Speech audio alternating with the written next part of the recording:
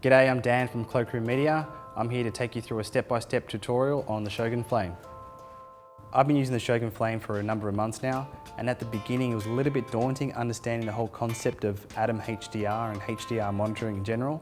But now that I've got my head around the technology, I now feel that I can't go without using these features, and let me explain why.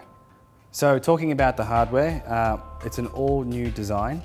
I'll start from these rubberized corners. Obviously this adds a load of protection compared to the previous Shogun. So on the back here we've got two Sony battery plates. This allows for hot swapping. So now if you're running out of juice on one battery, you can load another one in and take the other one out and charge, so you can go all day. And next to the batteries you've got your drive slot. That's where your SSD or spinning hard disks slide into. It's now got this lip on the side here, which means that no more falling out. It fits nice and secure in the side. Around the other side, we've got our power button. We've got our LEMO audio input here. We've got a headphone jack.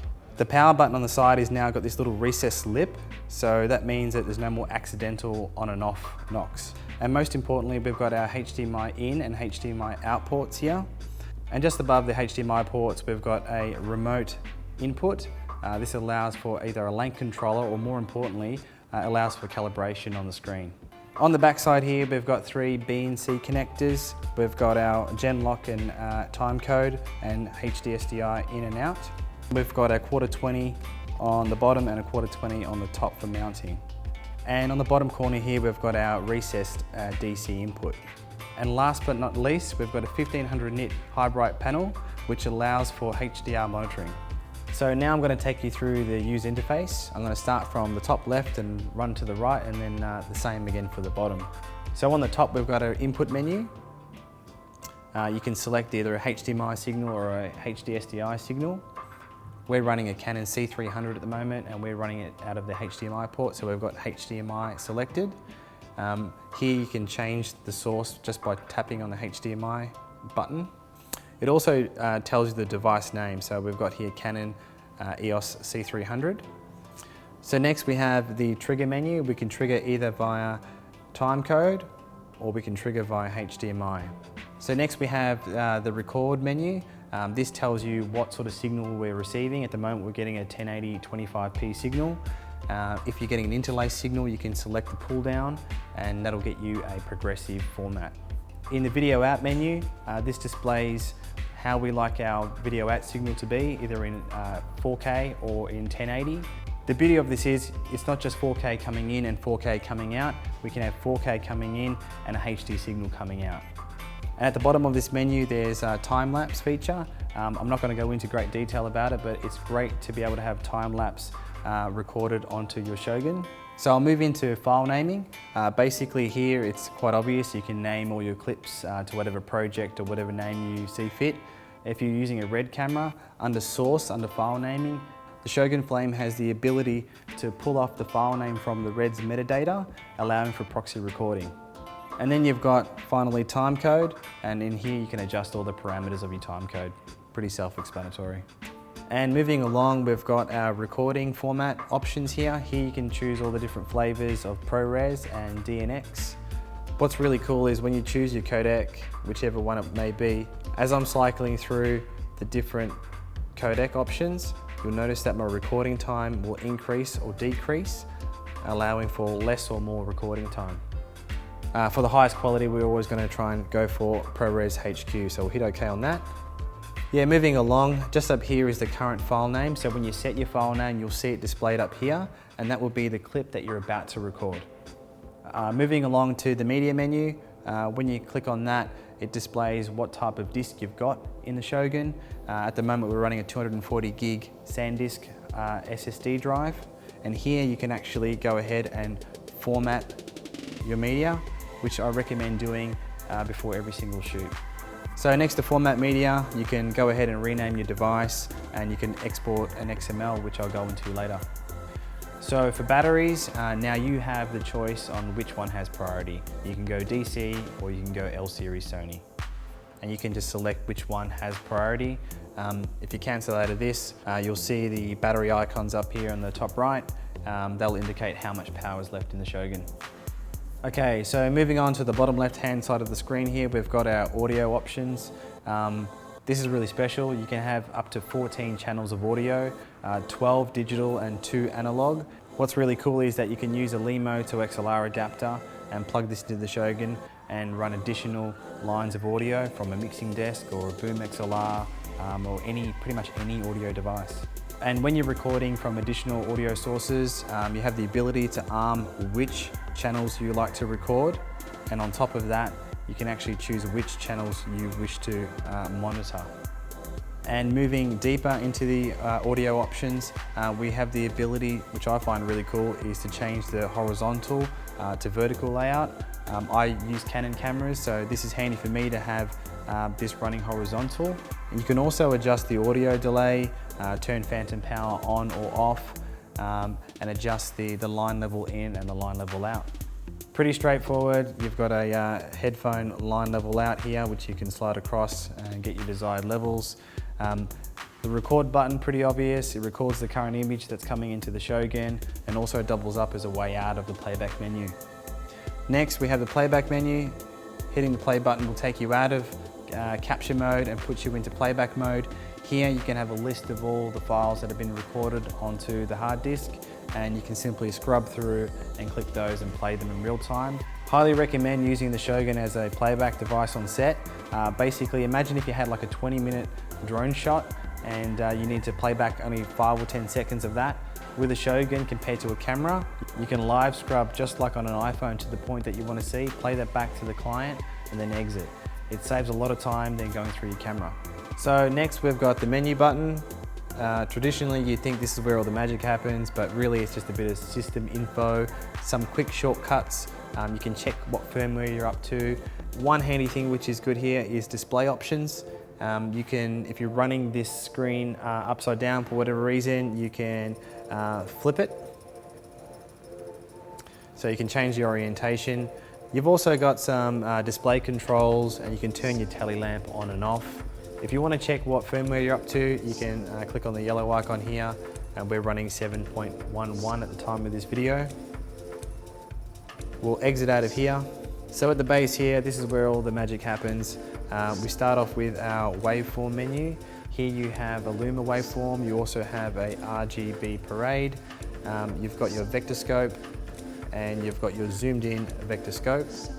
What's really cool here is that you can change the way that these are displayed on the screen via size.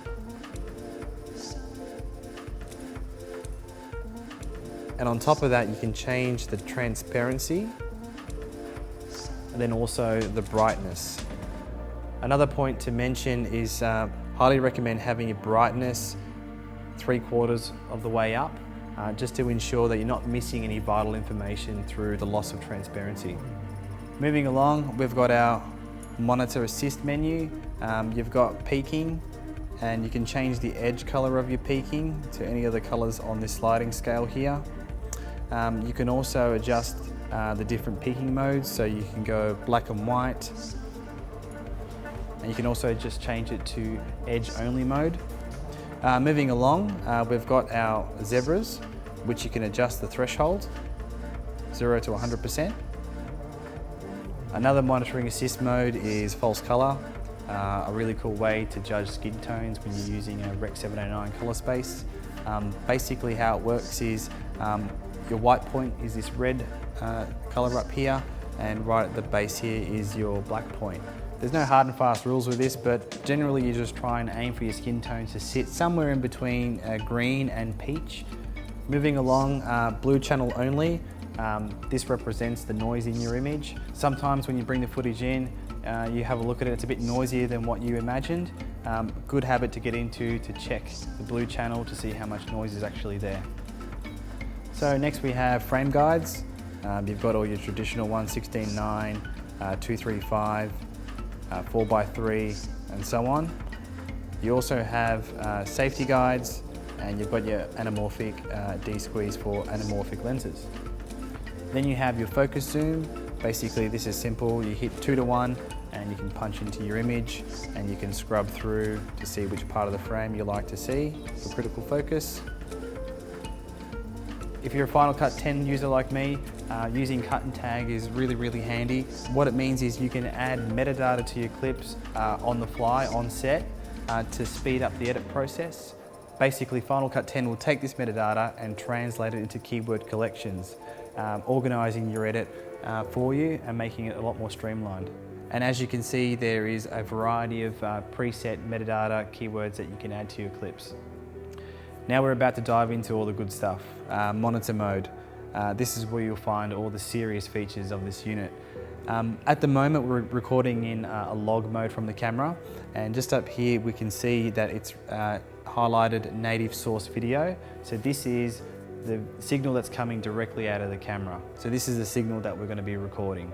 Here you can adjust how bright or how dim you'll want the display to be. If you're shooting outside in sunny conditions, you can use the power of 1500 nits to monitor your image.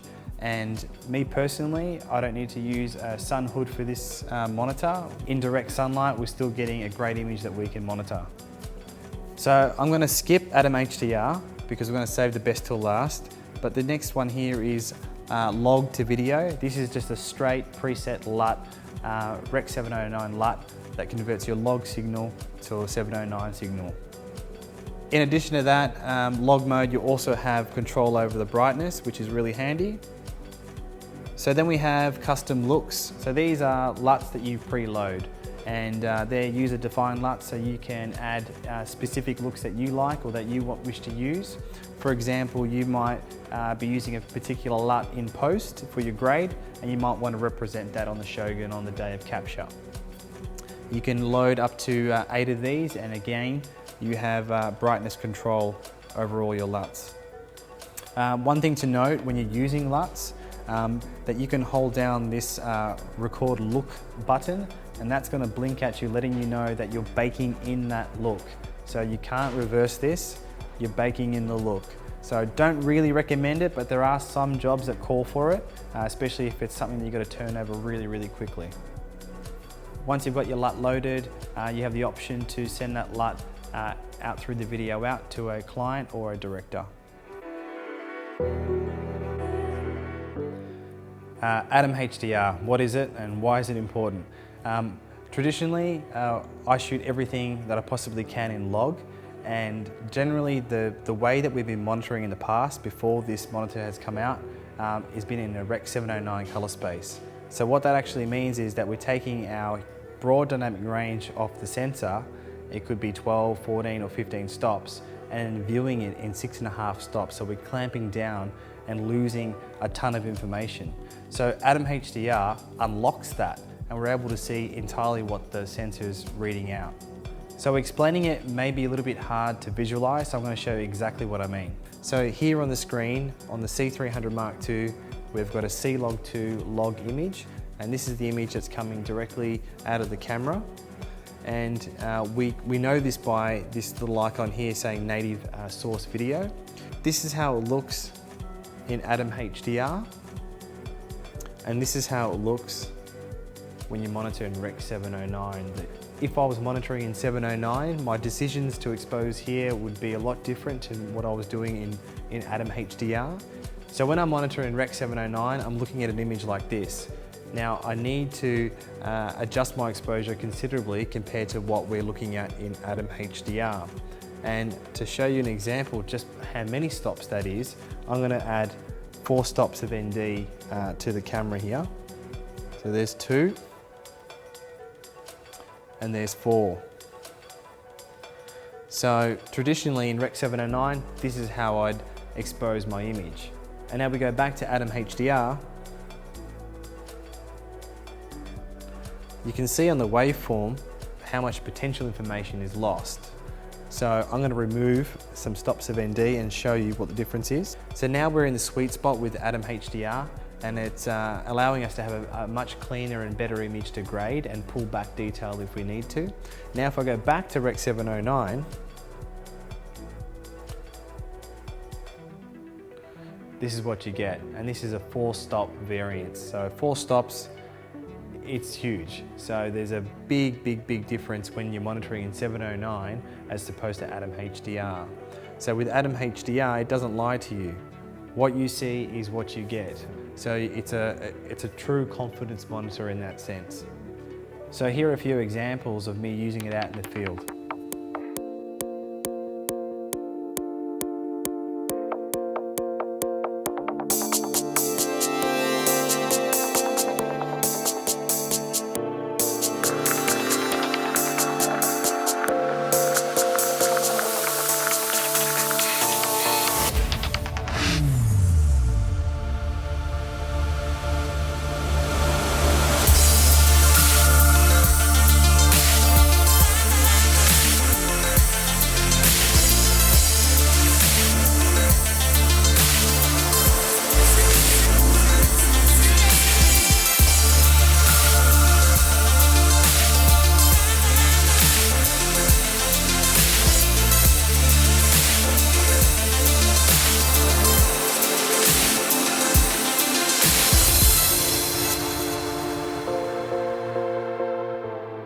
Well, that wraps it up. Hopefully you learnt something about AtomHDR and how it changes the way you expose your image out in the field. If you've got any questions, you can hit me up at cloakroommedia.com. Cheers.